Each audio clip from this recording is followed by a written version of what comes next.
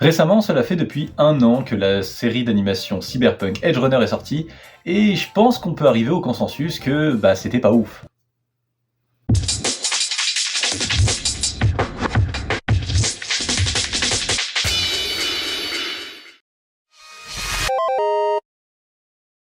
Tout d'abord, laissez-moi vous dire que cette vidéo contient des spoils. Waouh, c'est pas vraiment une surprise, je vais pas faire des virages dans tous les sens pour pas vous raconter ce qui s'y passe, c'est une série que tout le monde a plus ou moins déjà vue à ce stade-là. Cette vidéo sera organisée en plusieurs sous-parties, voyez-la un peu comme un genre de top 5 de ce qui va pas dans l'œuvre. Mais premièrement, qu'est-ce que Cyberpunk Edge Runner?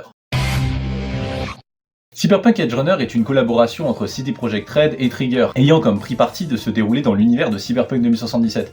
Tu sais, le jeu vidéo qui a eu l'un des pires lancements de toute l'histoire du jeu vidéo, qui a causé du coup le harcèlement de l'équipe de développement, et aussi la 5e apparition de Keanu Reeves dans le monde du jeu vidéo. Wouhou John Wick, Neo dans Matrix, je sais pas. Ce même jeu vidéo inspiré du jeu de rôle sur table Cyberpunk 2020 de Mike Pondsmith. Tout le monde s'en fout, tout le monde s'en bat les couilles. Composée de 10 épisodes, cette série raconte les mésaventures de David Martinez dans la ville de Night City juste après la mort de sa mère. De fil en aiguille, zip zap zoom, il possède un sang dévastant lui permettant d'aller à une vitesse phénoménale, il rencontre une meuf, et il clams. Et tant qu'on y est, allons-y pour le premier défaut, le rythme. Je sais que c'est un peu déloyal de critiquer le rythme d'une série faisant 10 épisodes, étant donné que c'est plus court que la production standard d'animé. On va généralement de 12 à 24 épisodes pour une saison en moyenne, enfin du moins dans le monde de l'animation japonaise. En général, une saison est composée de 12 à 24 épisodes. Mais là, il s'agit d'une œuvre complète. Il n'y a pas de saison 2 et il n'y en aura pas. Le total fait 3h30, ce qui est amplement suffisant pour raconter une histoire. Alors pourquoi la mère du protagoniste meurt au bout de 12 minutes? 12 putain de minutes. Comment je suis censé combattre pour un personnage qui n'existe que depuis 12 minutes? Et pour un autre personnage qui perd sa mère au bout de 12 minutes? C'est genre beaucoup trop tôt. Faudrait plutôt la faire mourir au 2e épisode, au moins pour essayer de créer un genre de surprise. Parce que là, elle est morte si rapidement qu'on en a un peu rien à foutre. Il arrive aussi qu'on ait recours à des espèces de petits flash-forward, ou un genre de montage avec des scènes avec le gang en 2 spi, l'air de dire oh, ils vivent des trucs ensemble. Et ça, c'est un aveu de faiblesse niveau de l'écriture. Genre non, pas besoin de montrer les scènes de développement de personnages entre les divers protagonistes. Ils font déjà tout ensemble et ils sont directement potes comme une famille, genre ok. Après la mort de Main, t'as carrément un skip complet de son deuil, genre oups, plus de 4 épisodes, faut boucler l'affaire. Tout le long de la série, on a cette espèce de traitement bizarre de l'action, comme s'il fallait courir après un cahier des charges. On entame un truc et 10 minutes après, faut passer à autre chose. Ça crée une espèce de cadence étrange qui du coup nique l'immersion. J'ai eu l'impression de mater 4 épisodes assez consistants et sympas, puis bam, il y avait quelqu'un qui agite les clés devant ton regard, l'air de dire faut boucler la commande de CD Projekt. Sur à quoi je reviendrai plus tard d'ailleurs.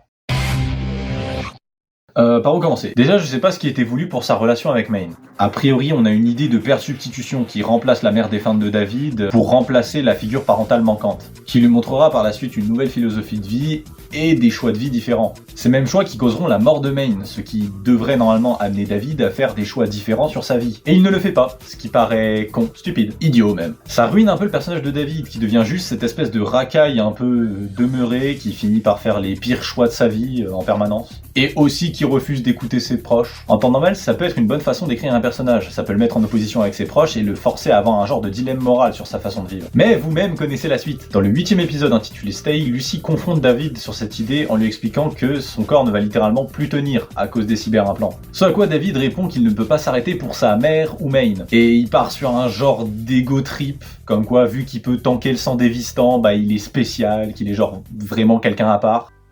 J'arrive à supporter le sang de Devistan. Je suis différent. Ce qui est genre vraiment nul pour un personnage principal. Et c'est ça le problème de David. À partir du 7e épisode, on a juste cette espèce de personnage vide qui fait les pires décisions à cause de son égocentrisme. Et ça donne pas envie de s'intéresser à la suite de l'œuvre. Car si ton personnage principal est incompréhensible, c'est pas tout le temps une bonne chose.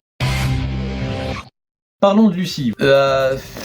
Elle quitte plus ou moins le gang dès le 7e épisode, ce qui la rend hyper secondaire à la fin de la série, parce qu'elle a pas les mêmes objectifs que le gang, ce qui est quand même respectable en soi. Mais vu que dès le 7e épisode, toute l'histoire gravite autour de David, on commence à s'en foutre d'elle. Et le fait que sa backstory n'ajoute pas grand chose à l'intrigue, ça l'aide pas vraiment. Elle finit même par dire que le groupe n'a plus besoin d'elle à un moment. Elle se fait dépasser par le personnage de Rebecca, qui interagit beaucoup plus avec David et devient une meilleure conseillère. Pour un personnage supposé central à l'œuvre, Lucy devient juste cette espèce de quête secondaire d'aller sur la lune qu'une personne entretient tout seul. Tiens, en parlant d'aller sur la lune d'ailleurs.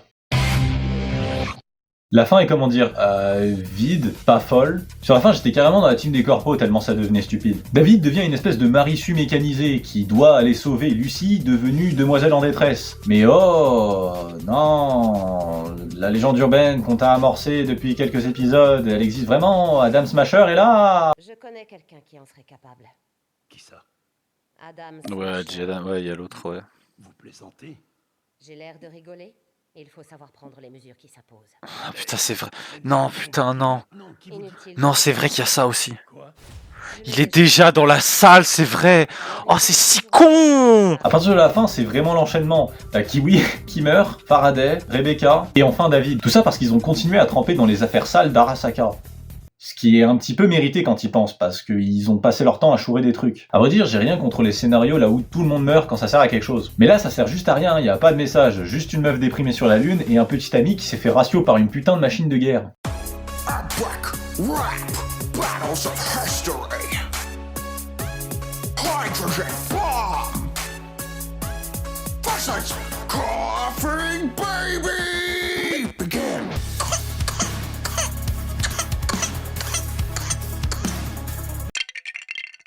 Y a même la musique qui passe pendant qu'il se fait péter la gueule.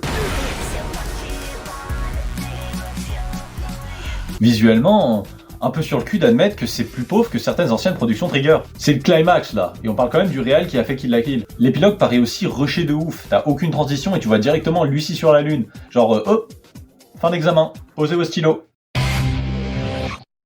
Non sérieusement, qu'est-ce que j'ai regardé? Un animé inspiré de l'univers de Cyberpunk ou une putain de pub pour Cyberpunk 2077 qui dure 3h30? Il y a des petits clins d'œil par-ci par-là avec l'HUD du hacking et des appels qui apparaissent à certains moments. Le bar Afterlife et d'autres lieux font leur apparition. Tout se déroule dans Night City et certains personnages du jeu font même des mini-caméos. L'animé est trop référentiel, on te montre pas vraiment de détails et on te parle pas vraiment du world building de Cyberpunk. Parce que de ce que je sais, jusque là, le monde c'est une ville, un désert et un labo quelque part on sait pas où. Tout est abordé en surface avec une histoire un peu vide et des personnages dispensables. Comme Rogue One, on peut pas se permettre d'étendre le canon parce que ça risque de poser des problèmes à ceux qui font le jeu. Et c'est ça ce qui me gêne beaucoup et qui a motivé une grande partie de l'écriture de cette vidéo. C'est pas un mauvais animé Cyberpunk, c'est juste pas un très bon animé tout court. Ces 10 épisodes sont juste une commande que CD Projekt Red demande à Trigger. Une petite quête tragique dans l'univers de Cyberpunk. J'imagine même pas l'absence de fun que certains animateurs ont dû vivre durant la création de ce truc. Il y avait aussi ce délire comme quoi Rebecca n'était pas prévue dans les scripts que CD Projekt Red avait envoyés à Trigger. Trigger qui a dû convaincre CD Projekt que la présence de Rebecca était essentielle. Ce qui, je trouve, résume assez bien l'œuvre en fait. Rebecca est l'un des seuls personnages que je peux considérer comme étant vraiment bien écrit. Elle passe de personnage très provocateur et vulgaire à un membre très important de l'équipe, mettant ainsi son individualisme de côté pour David et Lucy jusqu'à en mourir. Et ça, c'est très énonciateur, la seule dose d'originalité de Cyberpunk Edge Runner meurt sur la fin. L'aspect tragique et fataliste ne sert pas à la narration à cause d'un rythme saccadé qui finit par se casser la gueule sur la fin. Tout se foire sur une fin pas suffisante à une œuvre déjà bancale, qui esthétiquement est belle, on parle quand même de Trigger. Pour moi, cet animé est un 6 sur 10, beau en apparence mais fatalement vide et frustrant sur sa narration. Il y a vraiment un potentiel gâché qui donne l'impression que 10 épisodes, bah c'était pas suffisant. Ce qui n'est pas le cas, alors pas du tout. 10 épisodes c'est amplement suffisant. Et c'est tout ce que j'avais à dire sur Edge Runner. Si vous voulez une des meilleures œuvres dans un univers futuriste, matez Dimension W, No Guns Life ou encore Vivi Fluorite Song.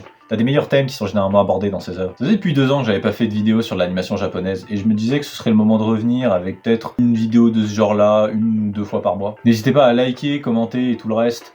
Je reste aussi ouvert à toute forme de discussion civilisée dans les commentaires. Et on se dit à la prochaine. Portez-vous bien. C'est le doc qui m'a filé ces immunosuppresseurs. C'est 9 fois le dosage normal. Injecte-moi une dose si tu vois que je pars en vrai. D'accord? Ah oui, c'est les trucs, ouais. Je crois que les médocs lui feront bientôt plus aucun effet. Sérieux? On fait quoi alors? Quoi? Quoi? Le mec il s'en bat les couilles. Je suis en train de conduire là, moi je m'en bats les couilles.